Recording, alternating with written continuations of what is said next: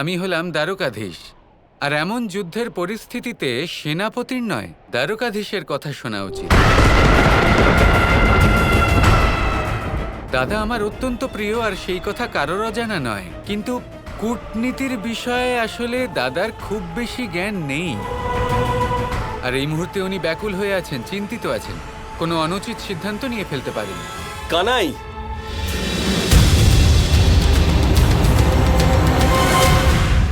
দ্বারকার সুরক্ষা ব্যবস্থার দায়িত্ব হলো আমার, আর তুমি এতে হস্তক্ষেপ করে আমার সিদ্ধান্ত বদলে দিচ্ছ।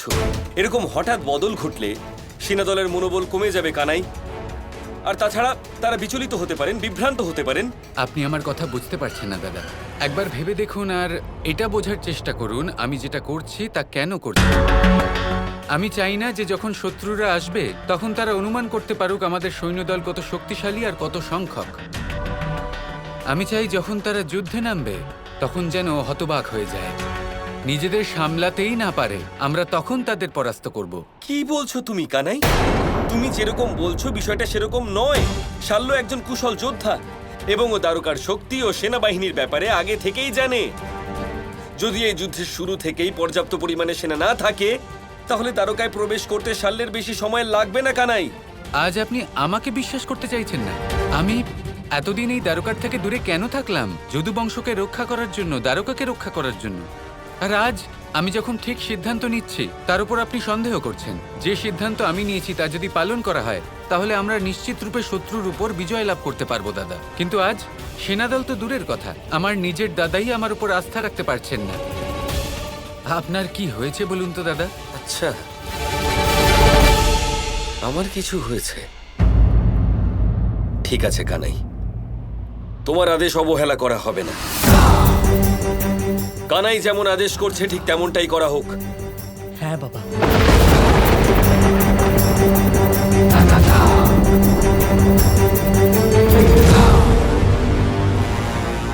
কানাই যুদ্ধের সময় এমন সিদ্ধান্ত নেবে এরকম আমি কখনো ভাবিনি।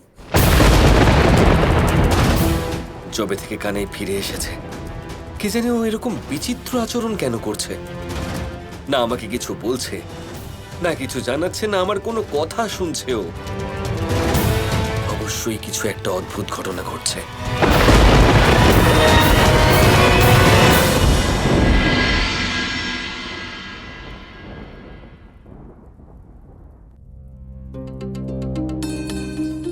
দাদা, মনে হচ্ছে খাবারের সুগন্ধে এখানে এসেছেন।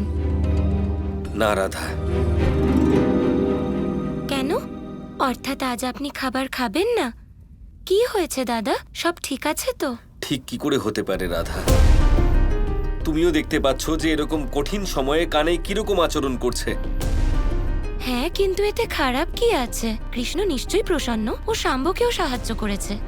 না রাধা, নিশ্চয়ই কিছু অনুচিত হচ্ছে।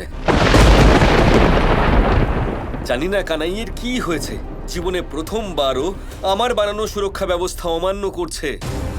দাদা, ও এরকম করে না সাধারণত, কিন্তু নিশ্চয়ই কিছু একটা ভেবেছে। কিন্তু একবার অন্তত আমার সাথে আলাপ আলোচনা তো করতে পারতো। আলাপ আলোচনা না হোক, সিদ্ধান্ত নেওয়ার আগে আমাকে জানাতে তো পারতো। দাদা, আজ পর্যন্ত কৃষ্ণ কখনো কিছু জানিয়েছে? না রাধা, সেই পরিস্থিতিটা অন্য কিছু ছিল। সেই সময়টা অন্যরকম ছিল। এই পরিস্থিতি, এই সময়টা হাসি ঠাট্টার হতে পারে না। যুদ্ধের মতো এরকম গম্ভীর পরিস্থিতিতে কানাইয়ের এরকম আচরণ আমার একেবারে উচিত বলে মনে হচ্ছে না। কিছু একটা অনুচিত নিশ্চয়ই হচ্ছে। দাদা, আপনি একটু বেশিই ভাবছেন, এরকম ব্যাপার নয়। রাধা আমার সমগ্র জীবন দ্বারকার সুরক্ষা ব্যবস্থা করেই কেটেছে। দ্বারকার সুরক্ষা ব্যবস্থার বিষয়ে সমগ্র দ্বারকাতে আমার থেকে বেশি ভালো আর কেউ জানে না। আমি আবারও বলছি তোমাকে, কিছু একটা অনুচিত নিশ্চয়ই হচ্ছে। রাধা, যদি কানাইয়ের সাথে কথা বলার সময় বা ওর আচরণে তোমার কোনো বিষয়ে অনুচিত বলে মনে হয় বা কোনো বিষয় বিচিত্র বলে বোধ হয় তাহলে তুমি আমাকে অবশ্যই জানিও।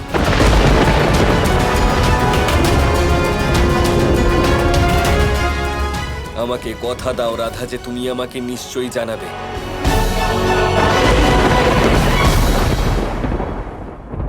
আমি ভালো করেই জানি তুমি আমার সাথে ছলনা করছো কৃষ্ণ। আমি 3টি কালে যাত্রা করেছি তোমাকে খোঁজার জন্যে, কিন্তু সফল হইনি। তার অর্থ এটা নয় যে আমি প্রচেষ্টা করব না। না, আমি সম্পূর্ণ ব্রহ্মাণ্ড ভ্রমণ করব। আমি জানি যে তুমি সময়ের ঊর্ধ্বে যেতে পারো, কিন্তু ব্রহ্মাণ্ডের ঊর্ধ্বে কখনোই নয়।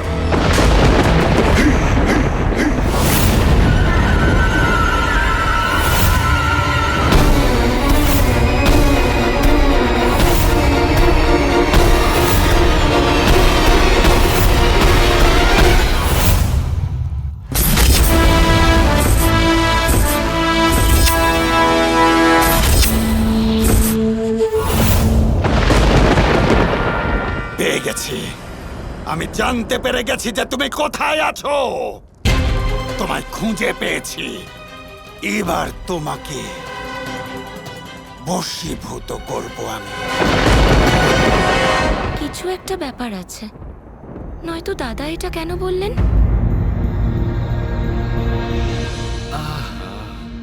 যাক, এই ময়ূর পালক কিছু কাজে আসলো।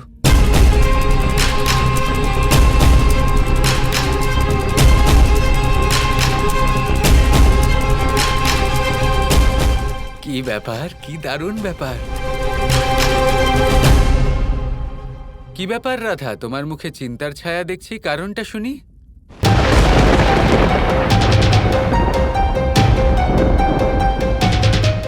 কৃষ্ণ, এটা কি করলে? দাদা তোমার অগ্রজ হন, ওনার কথা তোমার শোনা উচিত ছিল, তাই না? রাধা, মাঝে মাঝে রাজাকে নিজের অধিকার প্রয়োগ করতে হয়, আর কোনো বিকল্প থাকে না। আমি রাজা, আমি এটা বুঝি। দেখো রাধা, তাহলে কি এমনও দিন দেখতে হবে যে রাধা তার কৃষ্ণকে বিশ্বাস করছে না? এই দ্বারকা আমাদের দুজনের নগরী, আর দ্বারকার জন্য যা আবশ্যক আমি সেটাই করছি রাধা।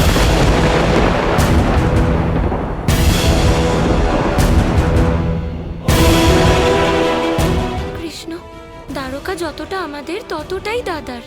সকল দ্বারকাবাসীদের, আমাদের সবার। তুমি যবে থেকে এসেছো কেমন অদ্ভুত আচরণ করছো, ময়ূর পেখম নিয়েও খেলা করছো। ময়ূর পালক আমার অত্যন্ত প্রিয় রাধা। আর রইল কথা আমার বদলে যাওয়ার, তাহলে বলি এই যে সময়ের যাত্রা, তা কোনো ব্যক্তিকে অনেক বদলে দিতে পারে। আমার যাত্রা আমাকে বদলে দিয়েছে রাধা, আর তাতে অনুচিত তো কিছুই নেই, তাই না? তুমি হয়তো এই বিষয়টা এখন বুঝবে না, কিন্তু আগামী সময়ের জন্য আমার বদলে যাওয়াটা অত্যন্ত প্রয়োজনীয়।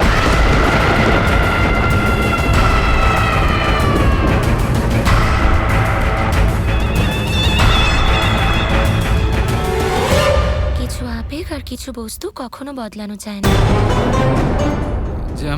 যেমন এই ময়ূর পেখম, এটা তোমার মুকুটেই শোভা পায় কৃষ্ণ। এটা কখনো ফেলে দিও না। এটা না থাকলে তোমায় কৃষ্ণ বলে মনেই হতো না।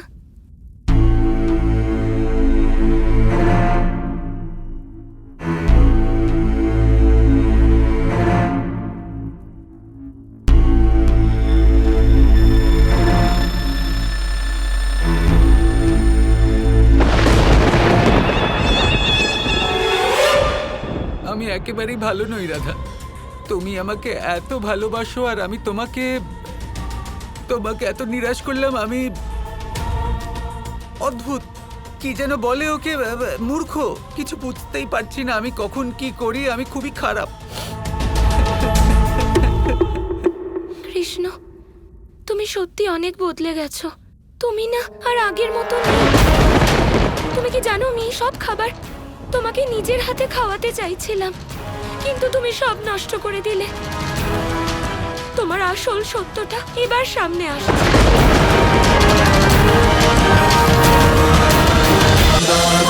Kৃষ্ণ কৃষ্ণ কৃষ্ণ কৃষ্ণ